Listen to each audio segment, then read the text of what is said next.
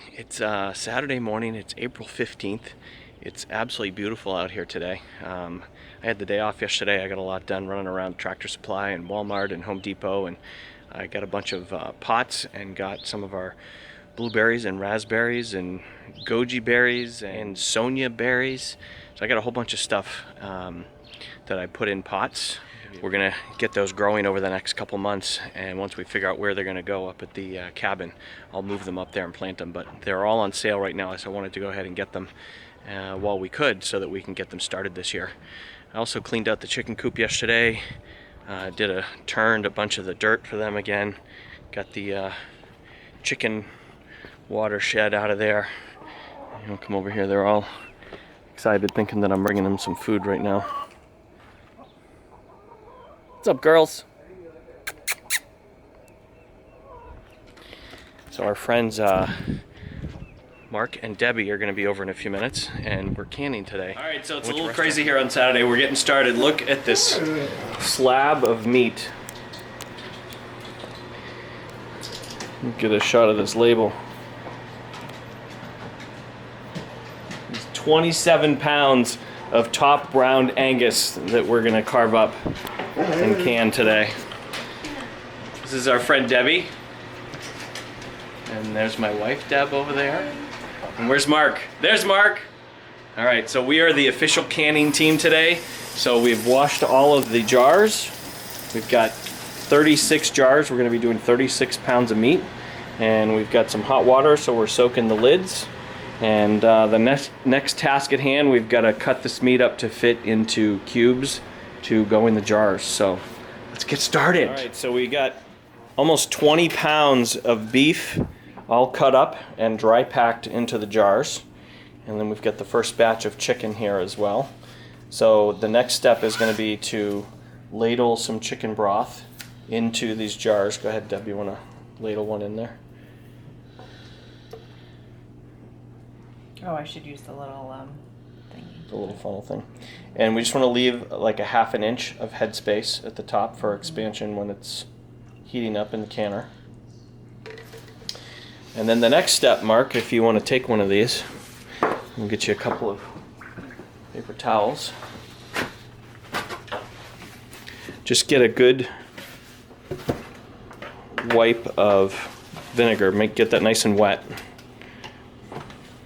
And just wipe the rim really good. The outside? The top edge. Yep. Just to get all that grease and oil and fat off of there, so that the lids will make a good seal. So you can just slide that over when you're done. Just start wiping those. And then the next thing we need to do. It's just the top edge. You don't have to worry about like the red. No, I don't think so. Just that top edge, which is where the rubber seal is going to be. And then Debbie, if you want to grab the bowl of lids. Yeah.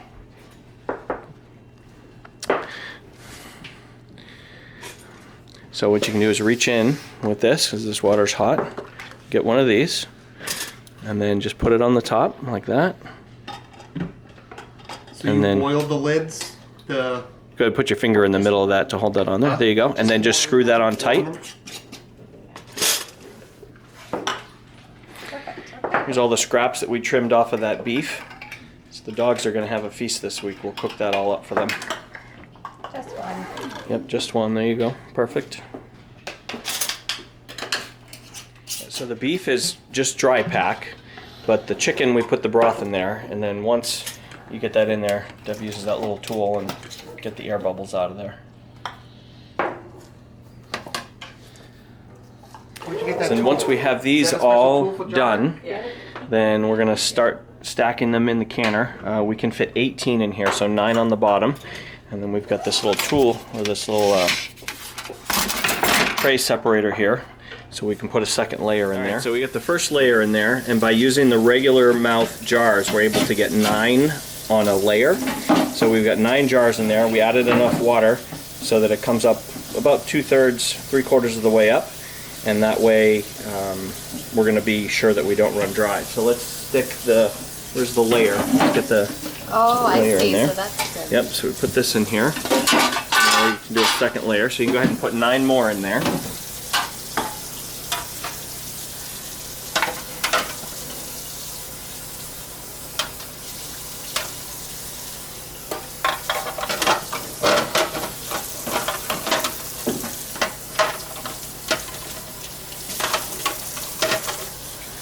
Did it? All right, so we got 9 in there. So if you use the wide mouth jars, it doesn't really seem possible, but they take up just enough space that you can't get 9 in there.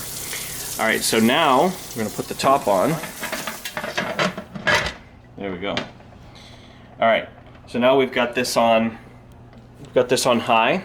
So we need to bring it up to a boil, and then once we get it to a boil, steam will start coming out of here, and we've got to wait till basically for 10 minutes to have all that steam vent out of there. That gets a lot of the air out of there. Once that is up, venting really well for 10 minutes, then we're going to drop this pressure on here, and that brings it up to the, is it the 10 pounds? I think it's the 10-pound pressure mark. And then we're going to watch for this pressure gauge to get up above that 10 to 12 pounds. So it'll, once it gets up there, we're going to turn the heat down, and 75 minutes. And then we turn it off and wait until the pressure comes down enough. You'll see this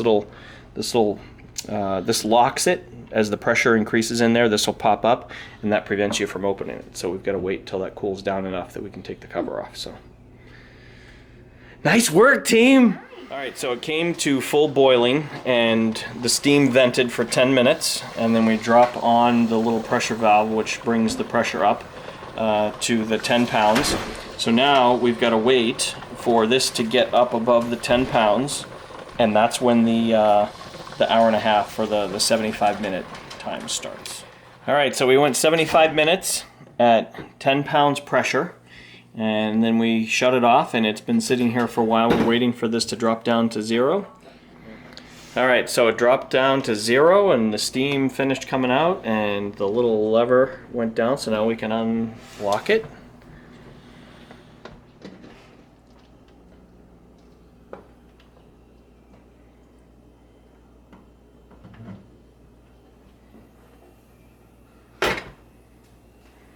All right, you can see they're still really bubbling down in there.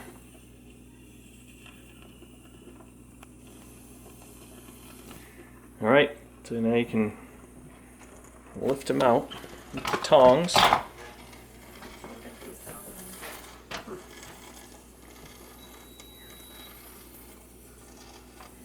And you're supposed to keep them straight and not dump the water off the top. You're not supposed to tilt them. So the water will evaporate really quickly off those tops.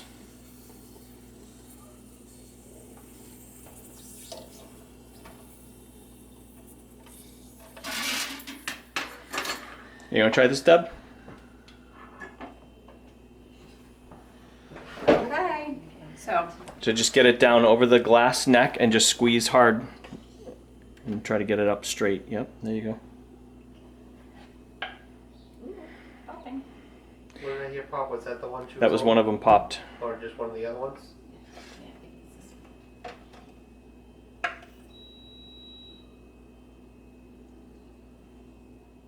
we go.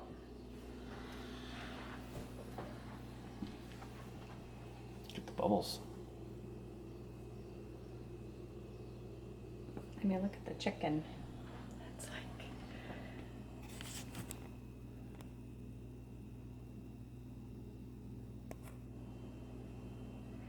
And it does that for an hour or two. They're still bubbling. All right, so there's 18 pounds of meat ready to eat. Put on the shelf. Sit for a couple years. Nice work, everybody. So it's an average of a pound? There we go. I saw that one. Hey guys, it's Sunday afternoon, Easter Sunday. It's April 16th, and it's, I don't know, it's in the afternoon. Maybe it's about 6 o'clock.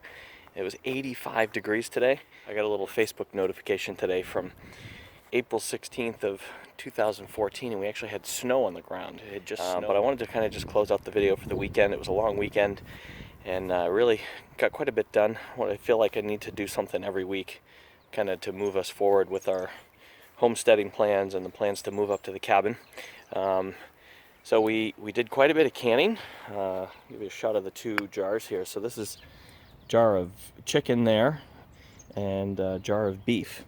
And we added some broth to the chicken, and you can see the difference in how much the beef shrinks down. The jars were pretty packed, and there really wasn't any room to add any broth. So it makes a big difference. I don't know, maybe we'll try to pour some in there and see if we can make that up next time. I don't remember that it was that much of an issue the first time that we did the beef. But that's a pretty great thing. It's a cool skill to have. We've got some meat put aside, and you know, when you want to make some chili or some chicken soup or some tacos or basically anything like that, you don't have to cook. You just go downstairs and grab a jar off the shelf, so that's pretty cool. Wanted to give you a peek at the other stuff we did for the weekend. So I got the rest of the plants potted that we bought. Got some aronia berries and raspberries, and this little one here that's picking up just a little bit in the middle is a goji berry. Have to check those out if you've never heard of them.